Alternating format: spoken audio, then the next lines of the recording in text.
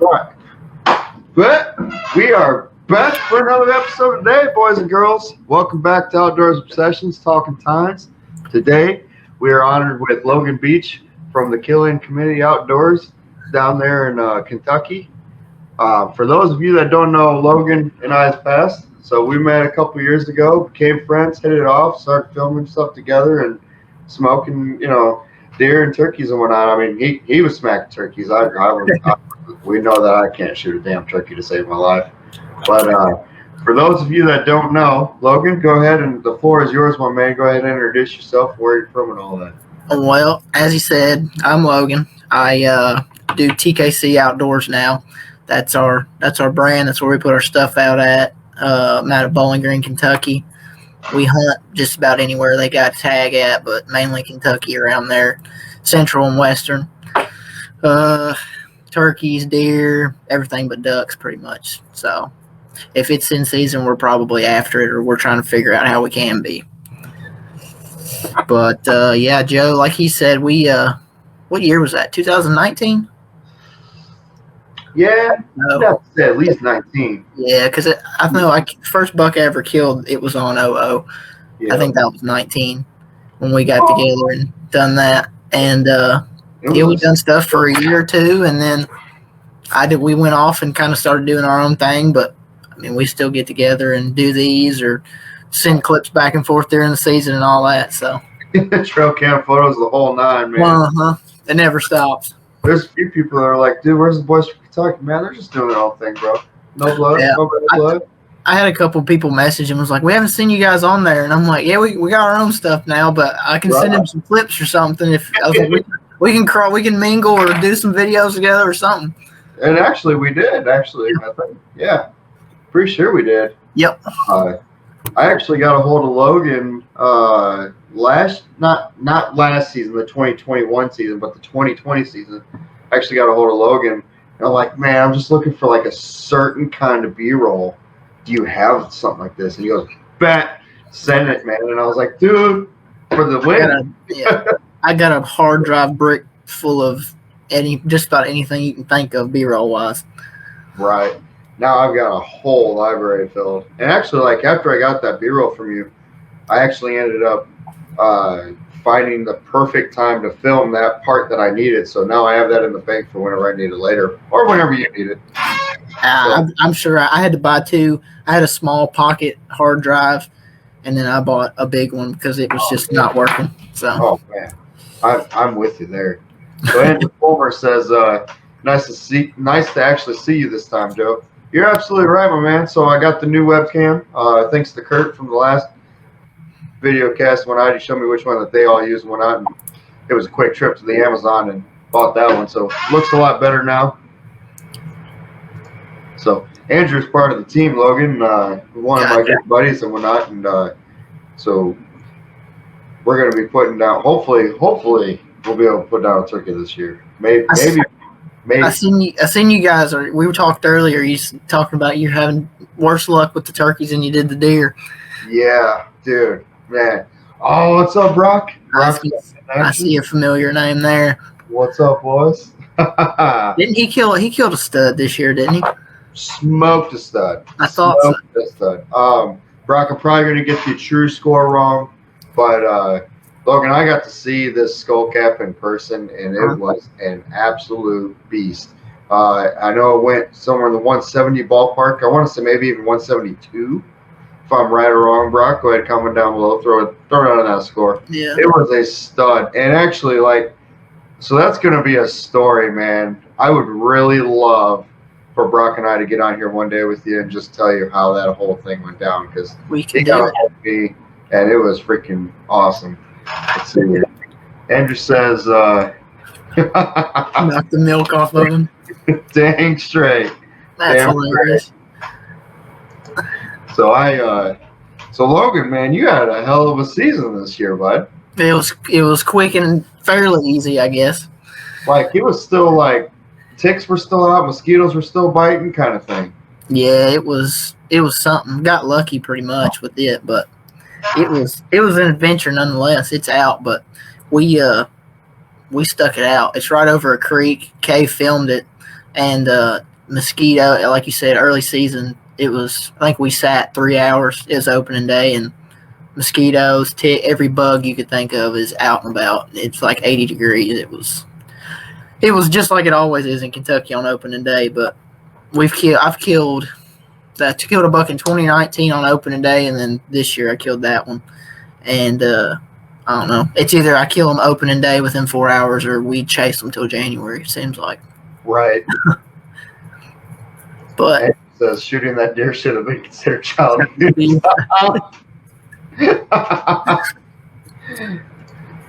Alex Sarver, Logan Beach, the man, the myth, and the legend. Alex Sarver, he does some content too. You guys can check him out. Yeah, I want to say it's I don't want to mess it up. It's Relentless something, I think. He'll post it. Post it in the comments, Alex. I can't remember the name of it. Sorry. While he's doing that, and while you're shooting the stuff about your deer there, realistic hunting. I'll check that out, bro. Absolutely. We'll put that up here real quick. There you go. Shout out to Realistic Hunting there. Thanks for tuning in, bud. While you're doing that, I know you just kind of gave a little rundown, but I'm going to try to load the picture of your deer on here. Okay. Without leaving the studio like I did last time with Kurt. I'm going to open up a new tab on this one. While I'm doing that, why don't you go ahead and tell all the viewers like how this hunt got set up, when you started seeing them, and how trail cams started rolling, and what your game plan was, and kind of whatnot. Really pretty much started like every season. We get out there and we're looking. And our usual spots that we're checking out on this particular farm just wasn't getting what we expected. We let a lot walk last year that we didn't get. I say let walk. I hit a deer, didn't find it, and then missed the same deer. I hit him in the high in the neck. See, October 3rd, gone till Halloween. Snort wheezed him in, missed him at 20 yards. It was awful. 200 yards away, snort wheeze, and he come running in like you see on every TV show you've ever imagined. And I completely broke it down like right there. He got to 20 yards, and I missed right underneath him. Never seen him again. Yeah, never seen him again. I hit him on the 3rd of October, missed him the 31st, went back in there the next morning, grunted him back in, and the closest he ever came was 40 yards, and I was like, I'm not sending one. If I missed a 20, I'm not sending one at 40. So He lived. He showed up a couple more times, but broke some beams. So I was expecting him to be our number one, and he just off the face of the earth. I don't know what happened to him, but we weren't having anything really, and it got into August, and I'm like, I told Kay was supposed to shoot first. And I'm like, look, if he ain't going to shoot any of these deer we got, then I'm going to go try to find something that we can shoot. So we went and we looked at a couple spots, and the spot I ended up getting the deer at, probably 2-3 years ago, been down in there, but hadn't messed with it any. The weeds are like 10, 12 foot tall. So I'm driving the Ranger around, and I'm like, there's no way there's anything living in here. Like, there's just no way. It's too thick. So I did a lap and went back out, and she's like, you better go put that camera out. And I'm like, all right, whatever. Put a camera out August 8th, I'm wanting to say. And cell camera, I run Spartans like it's going out of style. And get home, and like 2 hours later it goes off. And I'm like, oh, it's probably, a doe, and pick it up. And it's the deer I shot, and then another deer with him, that absolute studs in August. And I was like, there it is. There's a ticket. So we switched, and I'm like, well, I'm definitely shooting first. So she's running camera. So that switched everything. And we go back, and I'm just August, I'm watching him. I mean, he's like clockwork. I mean, it's like I could pick my phone up to within 5 minutes and be like, that's him. No. And go down there, pick a tree. And I'm like, that'll probably work. So go down there. I'm wanting to say it was around the 20th. And hang the stand, hang the sticks, and then the 24th rolls around, and he is gone. Like, I mean, gone off the face of the earth. All his running buddies are there, and I had one deer shed on the 18th, and I'm like, okay, well, he's gone, he's shedding. I mean, he's a big deer, he's got flyers, so I'm like, it's easy for his velvet to start off. Gone from the 22nd or 24th for almost exactly 7-8 days. Not a single picture. I mean, he was in there 2-3 hours before daylight for a month. And I'm like, all right, we're getting down to the wire. Season opened on the 3rd. 28th rolls around. I'm still not getting pictures of him. And I'm like, well, I'm going to sit there regardless, because if not, I'll shoot the 8-pointer that's running with him. Right. And September, or I think the 29th of August, he showed back up. And I was like, whew. Thank And God.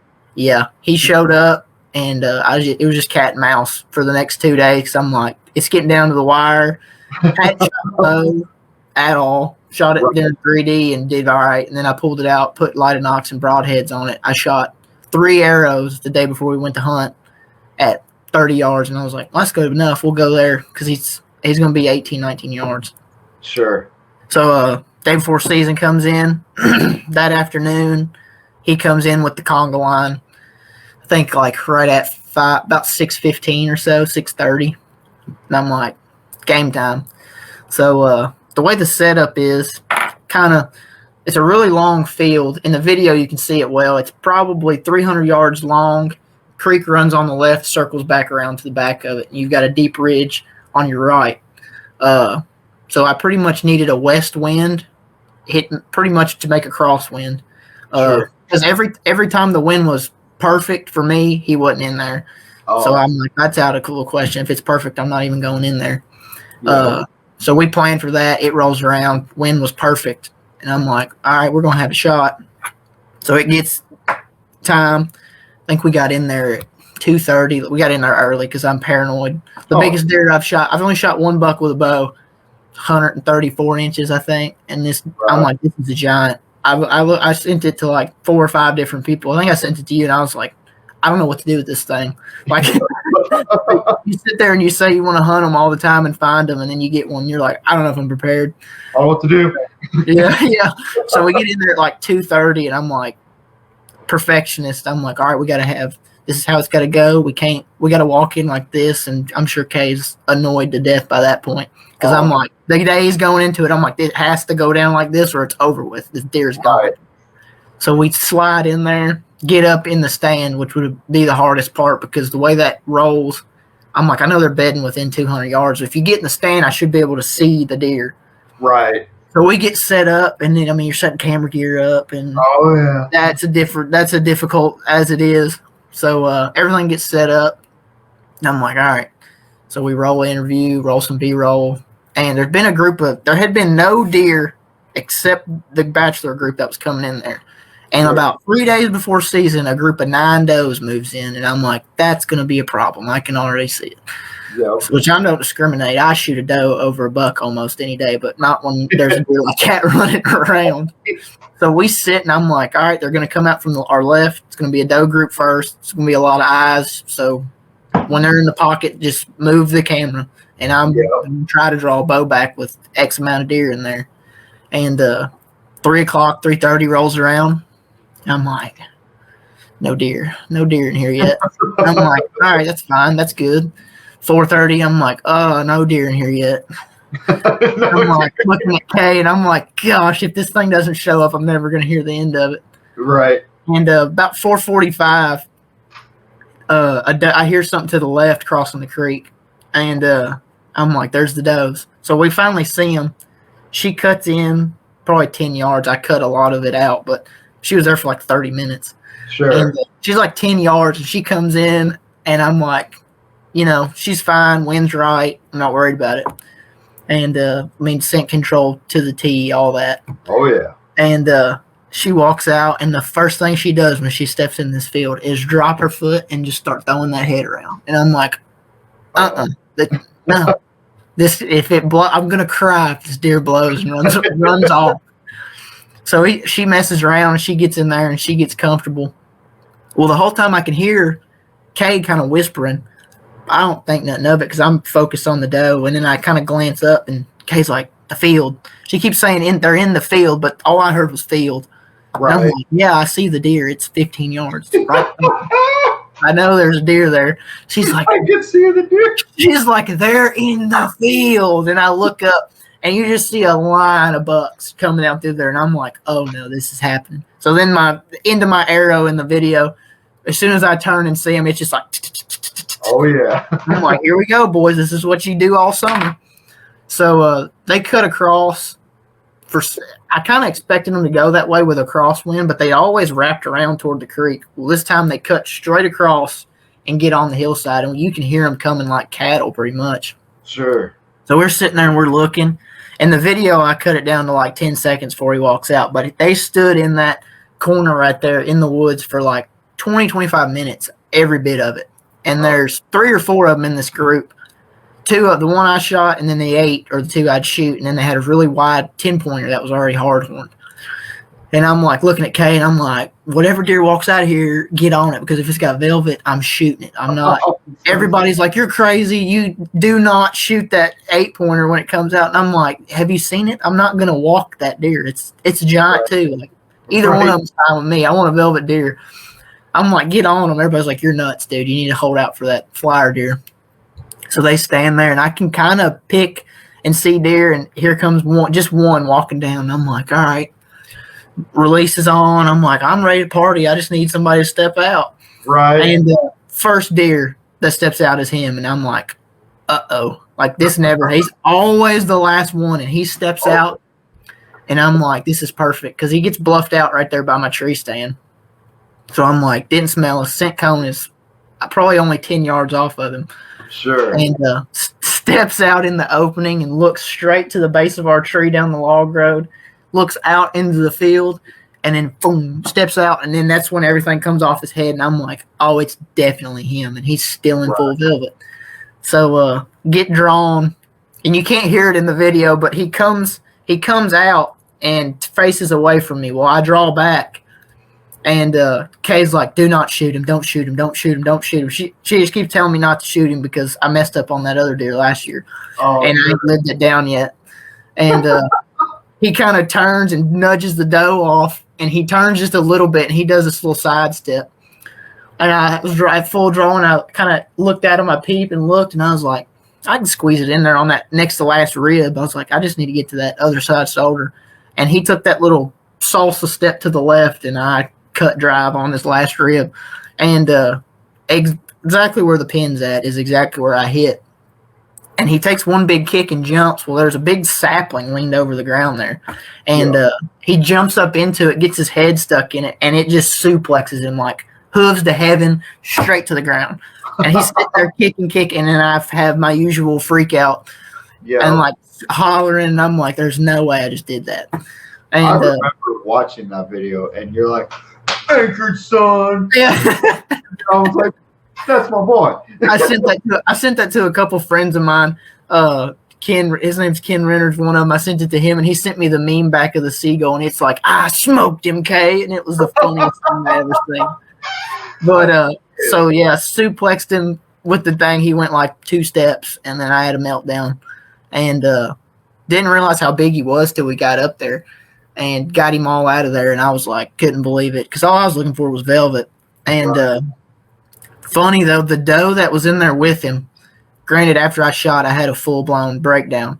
Oh, so yeah. She's seen what happened, and then she heard all this. She did not come back. She came back the 2 days later. A guy I hunt with went in there to kill that 8, and she got 60 yards from the corn pile, stopped and looked, and just blew at it. Just sitting there looking like she knew what had happened, but didn't know what had happened. But yeah, got him untangled, got him out of there, and I mean, he's a stud. He everybody, I had sent it to a lot of people, and everybody's like, oh, he's gonna go mid-70s, or he's gonna hit 80 in velvet, and he ended up doing 162 and an 1/8. But nice. his beams on him, one of his beams was like 25.5 inches, and the other one was 25 1/4. I mean, he was just a huge frame. And I didn't, you know me. I mean, the deer I killed, the 130-inch deer I killed in 2019 is probably as much of a freak out as that was. Right. And I think I got memed to death on the GoPro footage from that when I turned around, but it was a killer hunt. He definitely exactly what I was looking for. So, but after that, we tried to get after a couple more we had there, but it didn't work out. So sure. Not only did you be the biggest deer of your life, but he was in velvet. Oh yeah, I mean that's everybody. Right. insane. I feel like you get like steps when you deer hunt. Everybody's like kill an 8, you kill a 10, you kill your first pope and young, try to kill 140, 150, and I'm like my deer standard was a velvet deer. Like if that 8 that he was with would have walked out, he'd have got smacked. I mean he ended up getting killed by the neighbor. I mean he was a stud out of velvet. He would have probably been 140s in velvet, but he's in the clip too. I waited for a while to put the video out just because of the trail cam footage. I could not have the 8 in there, and I didn't really want anyone to know he was still running around until we killed him. But he got smacked during rifle season by the neighbor opening day. So, ouch. But we have Alex. He says, "Thank God you shot a bigger one than your wife. I couldn't imagine 2020 for you." It was rough. I put the bow down and had to restart mentally, pretty much. I bet. Then we got Greg says, "I knew Kay was going to make him famous." Dang straight. If you want to find out and get some turkey info, talk to that guy. Greg is a killer when it comes to turkeys. 100%. I'll have to do that because Greg, there's a few guys on here that know me well. I've been turkey hunting for 10 years now, and I can tell you how many birds I have. Zero. Greg has sent me last year. He hops around state to state. I don't know how many more he's got till he does the U.S. till he's killed one in almost every state. Oh wow! But he sent me a picture in one state at like 10 o'clock in the morning, and at 2 o'clock that afternoon, he sent me a picture of another bird by another state sign. And I was like, "How do you do it?" I guess he hits the woods and they run. It's all it is. Dude, we're gonna have to do this because I tell you what, man, I just can't speak turkey. I can get them going, and then that's about it. And then you just sit down and shut up. And 2 years ago, I did actually manage to get one just to come out of nowhere. And so I ran back down to the camera where my wife was sitting, and I did the rock star slide, grabbed up the gun, turned around, and I'm sitting there and I'm waiting for him, and he comes up behind us in the timber. I'm like, okay, don't move. And he got within 15 yards, or at least it sounded, and never seen him. Seen him. The wife did one of these, where's he at? And I'm like, no. Yeah. Gone. So I mean, it wasn't necessarily her fault. It probably smelled me or something. I don't know. Probably the first. Yeah, they got a good nose on them. Yeah, that's right. We got Sandy says, great job. Appreciate it, Sandy. Aaron Mudd, my guy, what is up, buddy? The master. Says, told you he was 165. I was close. He was as tore up as I was, I think, sending him the pictures. Oh, I bet, man. Dude, that was a hell of a deer, man. I mean, you did absolute freaking. I was so proud of you. So happy for you, man. Says him and me and Kay had a rough year. Yeah, I know. We were talking about that earlier, man. I heard about that. I can relate. I can relate. We got Greg that says, congrats, Logan. Way to get it done. Thank you. And then he says, let's go. So, yeah, no, absolutely, Greg. I'll be in touch with you about them turkeys, man, because, dude, I'm ready to go up to Hy-Vee and grab a freezer burnt one and just smoke it. Hey, no joke, man. I hate turkeys. And it's not because I hate it. It's the dumbest bird in the world is outsmarted me 10 years in a row. But I could see him. I could find him. Can't get him close enough. Dude, I can't even get him in a viewing area, let alone shoot one. We could talk through the trees. We could talk through the fields. Nah. I've called in hens, plenty of hens, and trust me, I looked extremely hard for a hare. A feather tuft or anything. That's right. I mean, you come out with a little pube sticking out of your face. Boom! Drop the hammer. I almost thought about just plucking one out of the cheek and sticking it in there. Shoving it in there. That's right. I'm kidding. If DNR's watching, I'm not that way. Yeah. But Aaron says, I was close, man. Had him killed with Logan in the tree, and it went south. Yeah, I didn't tell you that. I always try to go film him at least a couple times a year, and it never lines up anymore. But I got down there one day in November with him, and deer had been gone for, I think, 3 weeks at that time.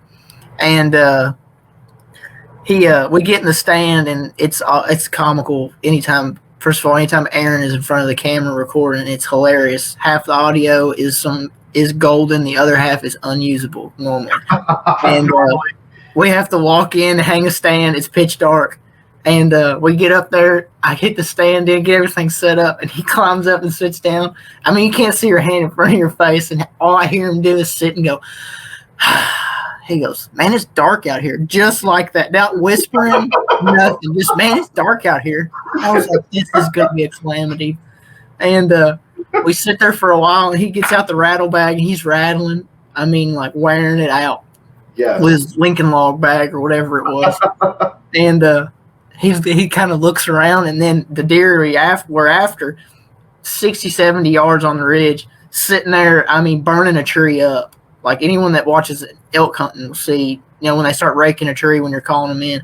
Yeah. Well, I'd never seen a deer do it, and he's burning it up, and I'm like, it caught us off guard because we're sitting there laughing. I'm like, I don't know, do it again. So we sit there and rattle. Then Aaron leans over.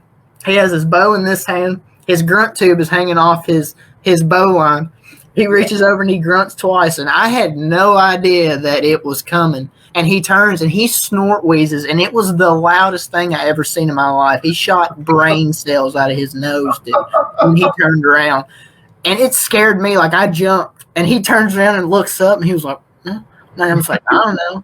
He was like, I dug deep for that one. And the deer ends up getting like 50 yards, and the wind switches, and it's perfect for us instead of the cross like it was, and he just turned around and left. But it's the funniest thing ever. Like, I was like, what did you do? And he turned around and snort wheezing. It literally scared the hell out of me. I didn't know what he was doing. That's It was funny. And leave it up to Aaron to do something. I mean, all day long, if it was the day before and someone said, hey, Aaron's going to do this. Yeah. 100% bet. I will bet that. Yeah. For those of you that don't know, Logan, I mean, you could tell best. But why don't you tell about the turkey that he stole from you? I think Greg dropped the comment, don't go with mud is all I'll say. Dang straight. Yeah. I guess it was 2020, I think. 21, something like that. He already killed one and took me to a farm, and I was bow hunting. And for some reason, I brought my gun. And I'm like, well, just take the gun just in case, If we got to go rogue, we'll go rogue. So he packs the gun, which is, first of all, the worst decision I ever made to start it off. So we sit down, and he sets the camera up, and he props the gun up against the blind on his side. At this time, I'd never even attempted to bow hunt a turkey. I filmed him do it a bunch successfully. Other people do it, never me. And I'm like, you're gonna have to tell me what to do, dude. Like, it's like I don't know what to do with my hands, pretty much. So I set a shredder out and everything, and he's like, no. I start calling because I'm a call freak. Like, I can put a diaphragm in, and I'm like talking to Jesus out there, and everybody's like, shut up, dude, and just wait. And he's like, you might as well put that Yelper up. They ain't gonna be here till 8 o'clock. And I'm like, whatever. I'm gonna call them in. Right. Literally 8:05.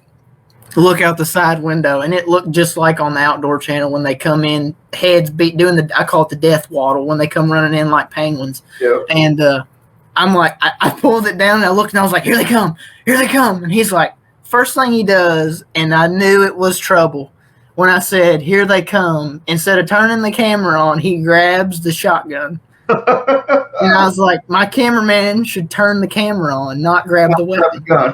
So, like, I picked my bow up because I'm like, here it goes, boys. And they come rubbernecking out through this cut. And I turn the camera on, and I hit record across him. And he lays cameras here, viewfinders here, mics here, gun right next to it. And I'm like, you got to tell me when to draw and what I'm doing. You got to tell me. And he goes, what are they doing? They're going to skirt us. They're acting funny. And the more he said it, the more he went to click. And he said, they're swinging wide. I'm going to cut them. And I said, no. And he cut drive on them at like 45 yards and just stonewalled one of them. Well, instead of passing the gun, I just draw my bow back. I'm like, tell me how far it is. Because it don't matter to me. 0 to 60, I got a pin for it. And he's moving and like trying to get it, and it doesn't work, and it runs off. And he's like, I feel awful. I'm like, no, you don't. You picked the gun up. You don't feel bad. And then he looks at me and says, Logan, it didn't flop. And I was like, yeah, I don't shoot little guns, dude. I shoot stuff to kill it. Like, I don't want it to suffer. We sat there, and I never turned the camera off. I cut the audio out of the video because then we started cutting up, and it gets quiet, and I start laughing. He's like, I didn't know what else to do. And I said, all I heard was I'm cutting, and then my ears started ringing, and turkeys were flopping.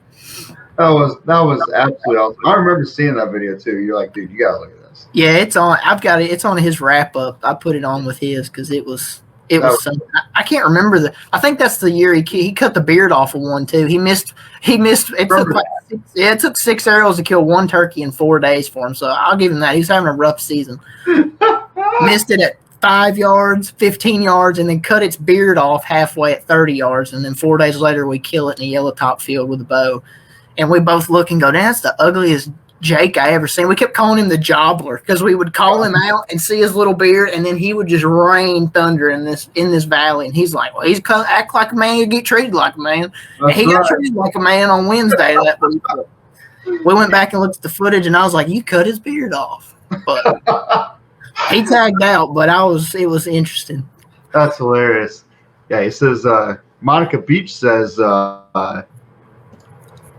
is Kay going first next year? First this year? Probably. We got some prospects. I'll leave it at that. Yeah, prospects or you want to stay married? Yeah. And she says she definitely deserves the first pick. Yep. So, what's funny is he says they were swinging wide. They swung wide, all right. What's funny is, so Logan and Kaylin used to actually be neighbors, like their properties used to be neighboring properties. I'll let Logan give that story of how all that worked out. Oh yeah, I'll put my out there. We I leased a farm next to hers. Been there. I think this will be my 16th or 17th year. Hunted it. I mean, since I was a kid, and I have a stand. I'll go ahead and put it out there. There's a tree right here. It says no trespassing because this is her farm, and this tree right here is on us. And I had a tree stand in it, facing my way with my back to them where their blinds at. So all these years I'm watching these two people, which are her and her dad, come down, get in the blind, get down, go, and I'm like, I don't know. I would text my dad, and he's like, are they hunting? I'm like, I don't know. They dropped some damn kid off up here in the blind. And the blind, we ranged it. It's like 25 yards. And I shot no telling how many deer opening day gun season that close. Like, I know they probably fell out of the blind because I just let it eat. Like 6:30 open day, firing on them, every one of them. If they had a basket rag, he was getting smacked. And we, was it 2019, I guess? It was after I'd killed my deer. And I get a message, and I was like, I don't know who this lady is.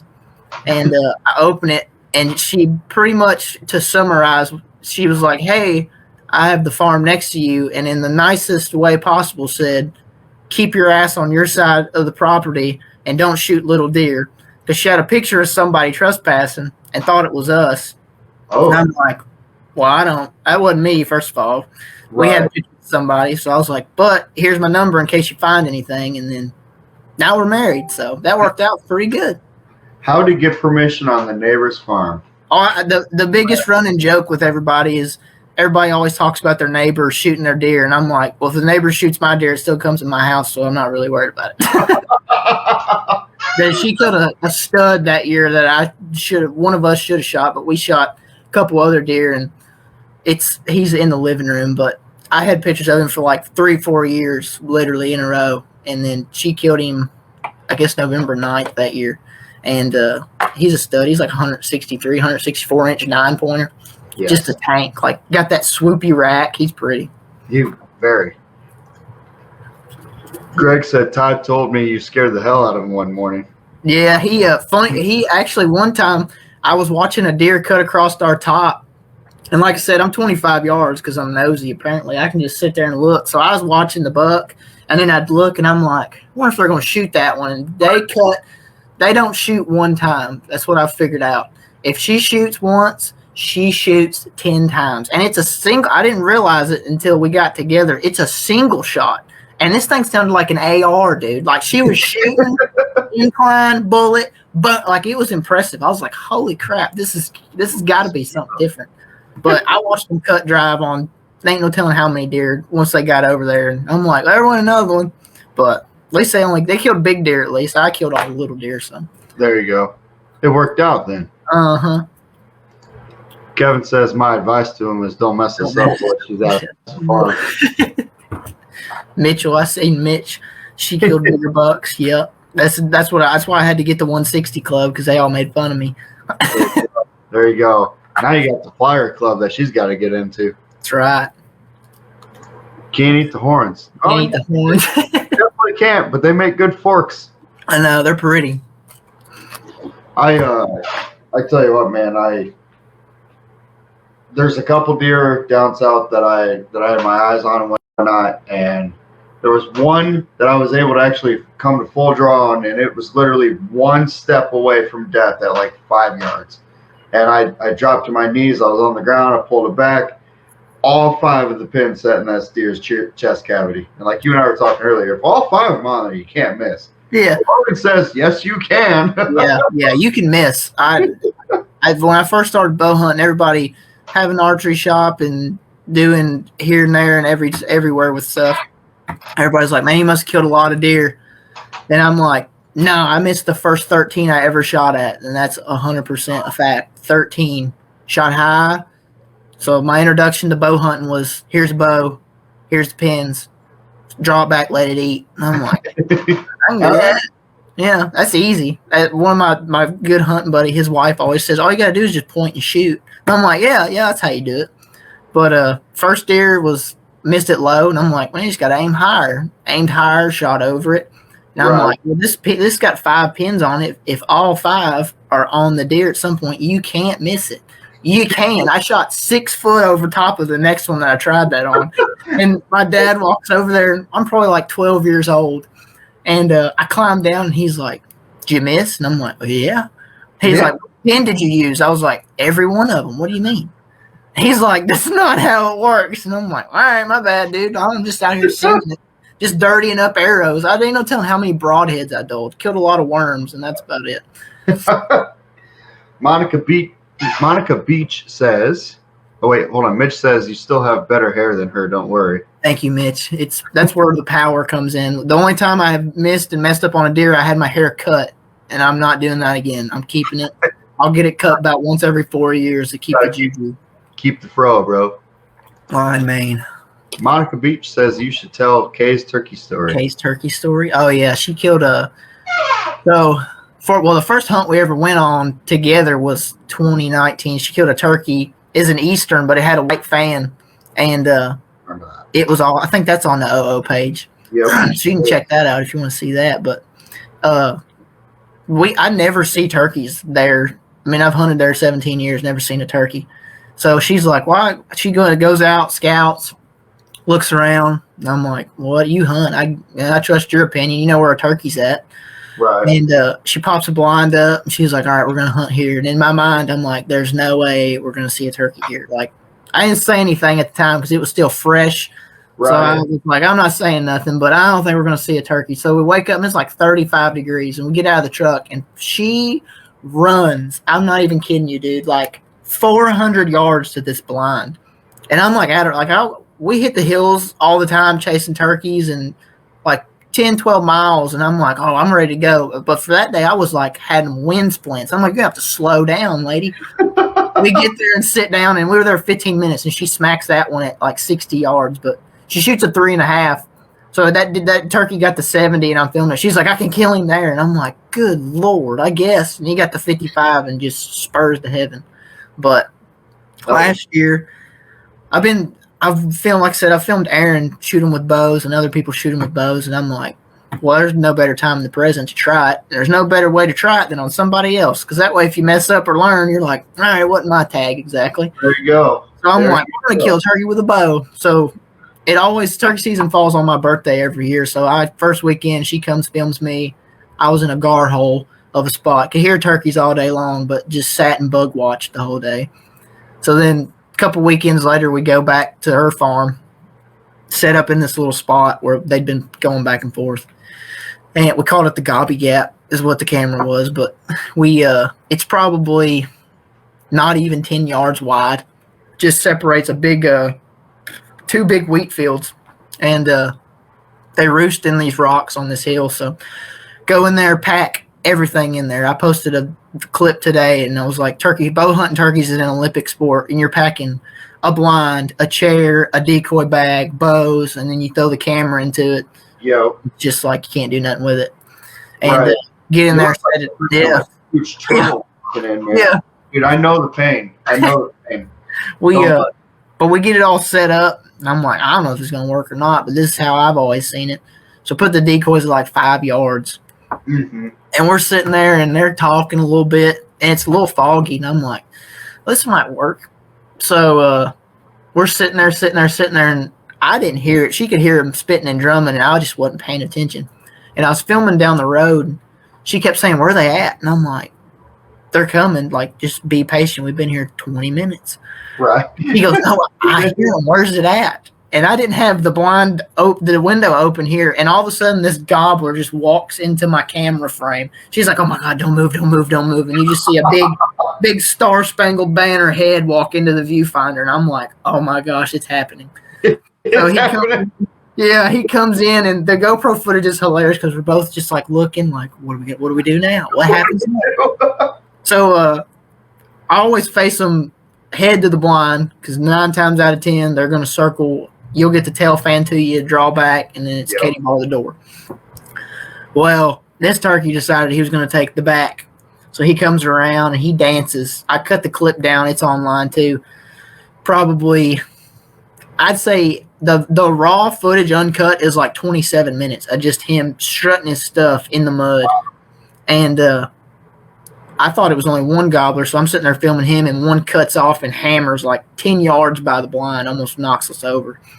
And he finally turns his tail to us, and she gets drawn back. In the GoPro footage, you see me, I'm like, draw. And she draws back, and I was like, hard part's over. Put the arrow where it needs to be. And she's like, I'm going to hit the blind. And I'm like, raise up and shoot him. And his tail, like, center of the tail fan or the wing band, whichever one you want. Like, you got it. You know how to do it. And shoot, he turns, and she just leans up, and she's like, bam, and just puts a button on him, dude. And he runs like 20 yards and jumps, same thing, big limb in the sky in like 5 seconds. Done. And I'm like, there's no way that worked. There's a video, I think it's on my phone. Like, I was recording afterwards, and we're like the picture on the GoPro is us like staring, and then like 10 seconds later, it's both of us like this right here. Like, can't believe that just happened. But it was literally like, I think she said, easiest hunt ever. Like, it never worked. It hasn't worked like that ever. It worked out perfect then. But we got out of the blind and tried to kill another one. There was 2 down below us, but they didn't never come up. And I was like, I'm ready to take pictures of this thing and wrap it up because it was awesome. But I was like, can't believe it worked. And then I go out. I haven't put this out yet, but it'll probably come out with turkey season coming up. But I think it was second to last day of season. I went by myself, like 7, 8 jakes coming in. I'm like, cool, whatever. Right. And it's really close to a road where the farm's at. And a state trooper goes by with his sirens on. Well, when they kind of got away from me, I swore I heard a gobble. Well, I mean, the viewfinder on a camera, when you turn it and look, right, everything's like a pinhead. Well, I saw 2 turkeys that I assumed was in the jake pack that I saw. Oh, what wow. I didn't realize was when you put it on the big screen is it's 2 toms popping their heads up out of the grass, and they come running immediately. Well, I just turned the camera back to the jakes dancing on the decoy. Right. I'm like, whatever. Well, then the next time I hear that, I'm like, uh-oh. Like, I've been had. Right. I turn it, and then I turn the camera the same distance the next time, and it is 2 toms blowed up on each other, one front, one back. And the jakes broke strut, took off. Well, they turned my decoys away from me. So now instead of spinning toward me, they spun away from me. I mean, they're at like 6 yards. I have the trail camera I have on the cut. You literally have the video of them turning. You can see the blind and me in it from the trail camera. And they're just sitting there dancing like 9 turkeys at 5 yards. Wow. And I'm like, this is not going to be good. So I go to draw, and they all kind of break strut. And I'm like, nope. And they start beating the decoy up, and I go to draw, and one of them gets antsy, and I'm like, nope. And then finally I'm like, I can't do it no more. I'm tore up. So I get drawn back, and they kind of spin out. And I'm like, well, I done made it this far. It's last day's season. I got plenty of B-roll. and I lean out and look, and it was like 35 yards, and I couldn't turn the camera. So I leaned out, and I aimed up, and I shot, and I was aiming for the hit where his feathers met his head. I'm like, it's 35 yards. If I hit him, it'll be cool. If I don't, I'll miss him. Dude, I took off half that turkey's feathers, dude. He took a step, and it was gone. Like, he jumped up and just was like, what was that? And then just flies off. And I picked all the feathers up, made a video, and posted it. And you could literally make a headdress out of it. It was, yeah, it was terrible. Give him a good old draw back and pay attention. So whose turkey is that that's on the back wall there? That one's one of my old ones. I think that's the first turkey I ever killed, actually. Yeah. I've got one in the living room, full body, but I killed it in I think 2019. Is the second biggest one I ever killed. He's got a 12.5-inch beard. He's a stud. That's the only fan I got. The box fan. Yes, sir. Yes, sir. We stay after them though. Turkeys are. I like chasing the turkeys more than the turkeys more than the deer myself. But do you? Such a I don't know. It's more like chess with a deer, and turkeys. It's like if you mess up, give it 5 minutes, he'll forget, and then you go right back after him. See, that's what I'm saying. Like, I've had to have talked to every turkey in Iowa by now, and every one of them were like, "No, bro, you're cool, man. You're cool. I'm just not coming over." Yeah, that's right. And it took. I would have to say, though, in the past 3 years leading up, I've gotten better at either having. That's a good one. At either having better interactions with turkeys or a lot more closer calls. So I said it last year. It's going to be my year. I'm saying it this year. I'm going to hear a turkey gobble, and I'm going to leave it at that, because if I just leave it at that, maybe the turkey gods will say, you know what? Come in. Probably give this guy a Jake. I used to run and gun them all the time. We've killed a bunch like that, and I just got where I want to shoot them with a bow, but I don't know. Pretty much, I just stood under a tree. I mean, Aaron's been there. Anybody that's been turkey hunting with me has been to the farm that we used to have, and there were turkeys. There were more turkeys than ticks on the thing, and just stand under a tree, wait for one to gobble, and cut it to 100 and see what you can do. Yeah, like he said, setup's way more important than calling. Usually less is best. Yeah, that's 100% it. Like Aaron says the same thing. He's like, when they shut up, hunt them like deer. Just sit and wait. Yeah, I figured that out 2 years ago. Let's see. I need to go hunt with you. I'll take you anytime you want to go, G. You got a spot, I will clean the truck out and we'll go. Dang straight. 2 years ago, like I said, I called that one in. Dude, I swear to God, I called that thing in from like 200 yards. And actually, this year, I returned to the same property. And I'm sitting there, and I had high hopes, but I was like, you know what? I'm just going to go and enjoy myself. I'm going to take the tripod, the camera, take my turkey calls, my buddy's ghillie suit, and the Jake Reaper. And I'm going to go give it a send. Where the turkeys have been, I'm going to go there. And sure enough, I've seen a couple feathers, some scratch. I'm like, all right, cool. And I sat up there, and these turkeys could have been 3 or 4 properties this way, and I was over here. And I was like, well, going to work without a turkey today. Yeah. They might hear me, but they ain't going to run that mile. Yeah, that's so one of the places we hunted at's right next to a road, and you sit there and see them running by the yellow line all the time. And I don't know how many Aaron has filmed and called coming across the yellow line all over there. It's insane. And then you get the same ones that are 100 yards and won't budge. But I can absolutely agree with that one there, Greg. If they answer you once, they know. Yeah, they know where you are. Absolutely. Dude, I have this neighboring property that's up against the property. Unfortunately, the property got sold this year. The one that I talked to the landlord. I got his information, and I talked to him like, dude. So I went turkey hunting today, and like 30 yards inside to your furthest corner of your property is a turkey, and he's just he was gobbling for 3 hours, and you could hear him in there wrestling up when I refused to come out. I didn't talk to him. I talked to him once. He answered me, and I shut it up. And he just would not cross the fence. He was on top of the hill, would not come out of the fence. I couldn't see him. It was thicker than thieves' green in there. And so I got a hold of him. I said, dude, look, I'm just asking for 1 day. 1 day. If this bird does what all the other birds do, which is typically he'll be there the very next day, I'm going to get this bird. If you can make that happen for me, I'd be very much appreciative. I'm 8 years in, no bird. And he goes, oh, hell with it. Go have at it. Go have some fun, man. I'm like, oh, sweet. And I called him. I'm like, bro, dude, I'm bringing a turkey tomorrow. We're going to have some turkey for lunch. He goes, all right, cool. So I should bring lunch money. I'm like, absolutely. And away I went, man. And I got in there. I was super pumped. And it was quiet. I mean, so quiet you can hear a pin drop in the mud. And I'm like, oh, boy, this is not good.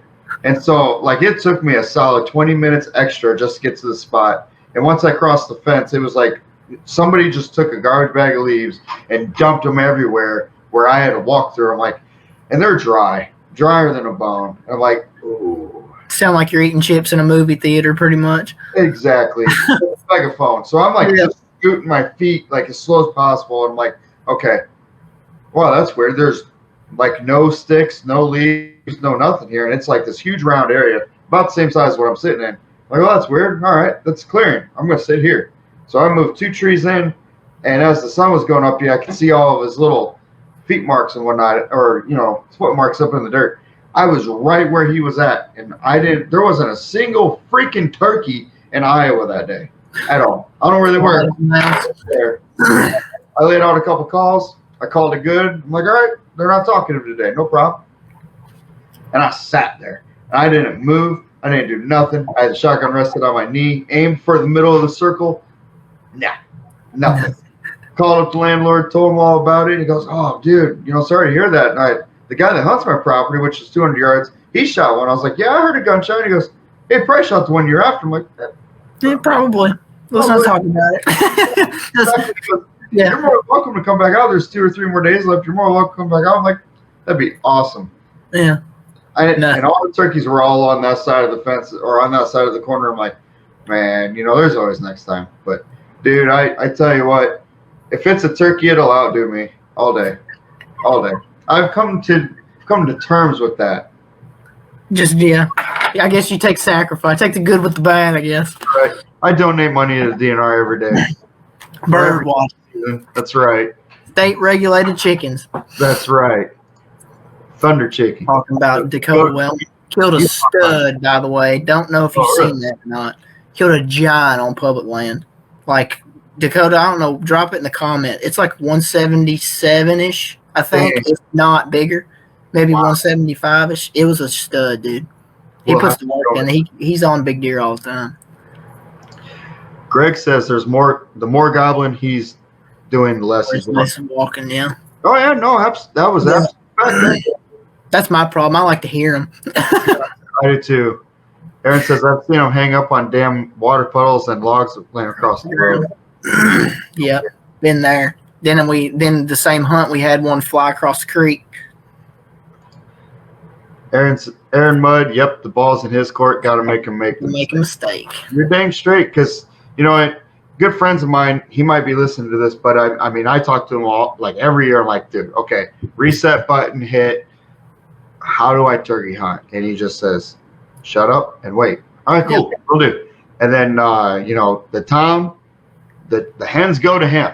You got to make the tom come to you. 90% of the time you're trying to do the opposite of what nature wants them to do. That's kind of always blew my mind.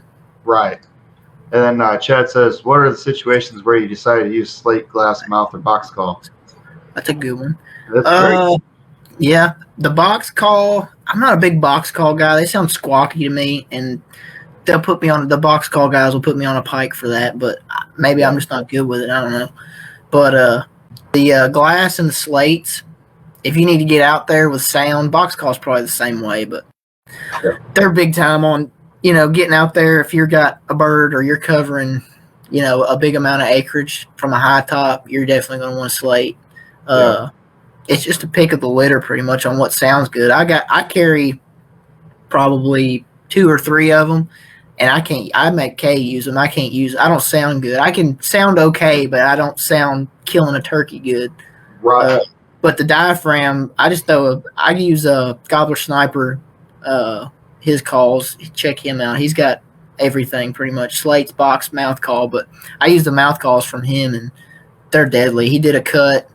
It was a cut he accidentally made, I think, like 2-3 years ago that I used, and I called him last year, and I'm like, "Can you make one of those again?" Like, I explained what it looked like, and he's like, "I don't even remember that." And I'm like, "Well, maybe I bit it, and it just sounds good." But I sent him a picture, and he made one, and I think Aaron used one too, and man, they love it.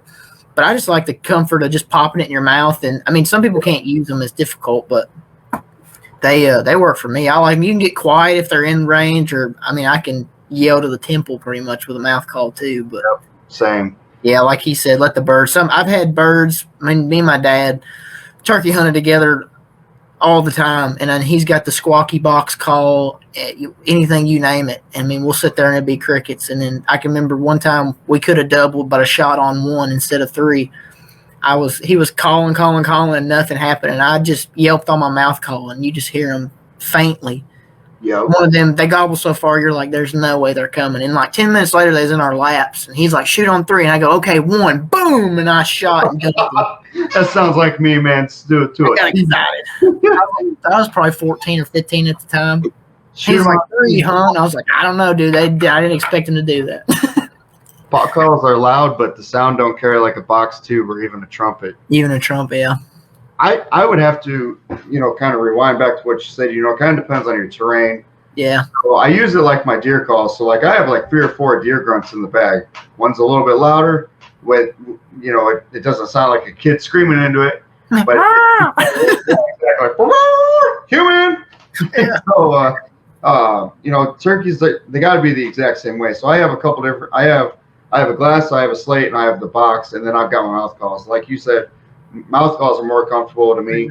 I can usually get a bird to hammer up with the mouth call, but my way so far that I've been doing it is I take the owl hooter in, I'll sound off, I'll give him to go. Usually, if I can encourage another owl to start hooting, I put the owl hooter away and I'll let nature do nature, and then I'll start slowly working my way at least up to what I think might be 100, 125 out. And then I set up, and then I start working the call if need. But again, you're taking advice from a guy who hasn't killed a bird. But if the sound's going to carry over a few more ridges, go with that one. If they're closer, then go with a little bit of a quieter one. Is my preferred. Yeah, the locating them is the biggest thing for me. I mean, once you hear him once, it's pretty much just strategy to get to him. You pretty much got an idea where he pitches, what he's going to do. I mean, it's just a matter of capitalizing.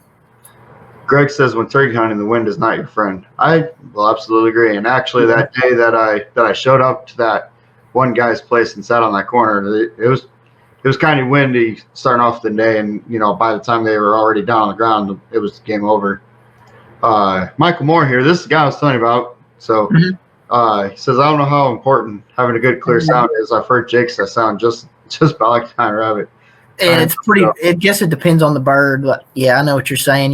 I've seen. I mean, everybody gets on YouTube and watches people turkey hunt, and you see guys that you're like, man, that sounds good, and you see guys and you're like, what are you doing? It sounds like you're sweeping a front porch with a broom, and he's got his snake ball just like, and I'm like, and they're over there hammering, double, triple gobbling. I'm like, where do they make these turkeys at? We've had so I'm pretty sure Michael's the one that told me. He said he had it like once where. And Mike, I might be wrong, and if I am, just go ahead and say so. But he shut a car door, and the turkey just started going off. Yeah. Any loud noises, I can't think of what it's called. There's a big, long word for it, but it's a nerve. It's a part of their nervous system that actually makes them gobble like that. That's why when you get a group of them, and they, shock gobble, and that's why they all do it at the same time, because it's just embedded in them. Just like instinct. Yeah, I mean, especially if you get close. I know that one that Aaron shot out from under me, the turkey that was with it, as soon as he shot, it gobbled, like, obviously because there was a 12 gauge in his ear. Right.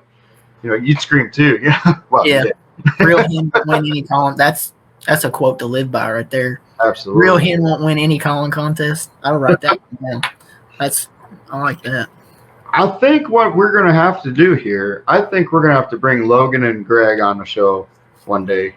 all together, and let's just chat what I don't know about turkey and what y'all do, and let's bring out a solid episode. Turkey's coming up; it's around the corner. I think we need to get this happening. Greg, if you're on board, go ahead and shoot me a message, buddy, and we're going to make this happen. He'd be the man to do it. I like Greg. If you're still on here, how many states do you have left to kill a bird in? I know I seen you kill him a bunch last year, but curious to know how many he's got left. What's your bucket, Chad Smith? Where's your bucket list turkey hunt going to take place? Florida, because Osceolas are impossible to kill. I tried to chase them on public land for 6 days, and all I did was get muddy boots, watch hogs, and eat oysters. It was awful. Me and my dad went. We seen 3 hens the last day 10 yards from the truck after walking 9 miles a day. Oh, yeah. But, yeah, Osceolas, and it's, I don't know, that's just what you got to have. I'm pretty much in Florida. The peacock turkey, man. Nebraska's another one, though. It's just pretty terrain out there that these guys go out and kill them Merriams in. Very. I would have to absolutely agree. I want one of those blue turkeys so bad, but I think I think I need to kill a turkey in my home state before I go travel. Yeah, there's levels. There's levels to it, Joe. You'd stay with your state turkeys. To be able to even get I take that back. I wasn't killing distance of a hen, but I definitely got to be able to kill at least a Jake before I'm like, game on, let's go travel. Game on, yeah. Greg said, I know what I'm doing. Greg said got half of them. Try to get 2 or 3 new ones each year. So he's killed in about 24 states, which is insane. That's awesome. That's impressive, man. Yeah. So, unfortunately, boys and girls, I do have to go pick up my wife from work. So I do have to end this one. I do apologize. That's why we had to start it up a little bit early. However, we are going to get back on this conversation here with Greg and Logan. Absolutely, 100%. So for everybody that is here today and tuned in, we sure appreciate you. Logan, thanks for coming on the show again, my man. No problem, man. I'm going up on my way to go pick up the wife. That's a fact. Yep. You already know what's going down. Yep. So, everybody else, man, it was good to see you guys and everything like that. Remember, go ahead and hit that subscribe button on our YouTube channel and go on over to our Facebook, hit that follow. And we're going to be doing more of these. We got a couple more lined up already next week and the week after. So you guys stick around, and we'll see you guys soon. And thanks for tuning in to Outdoors Obsessions. Thanks again, Logan. Make sure you guys head over there to the Killing Committee. I'm sorry. That's right, the Killing Committee. Hit that follow button, and let's get it on. Thank you, guys.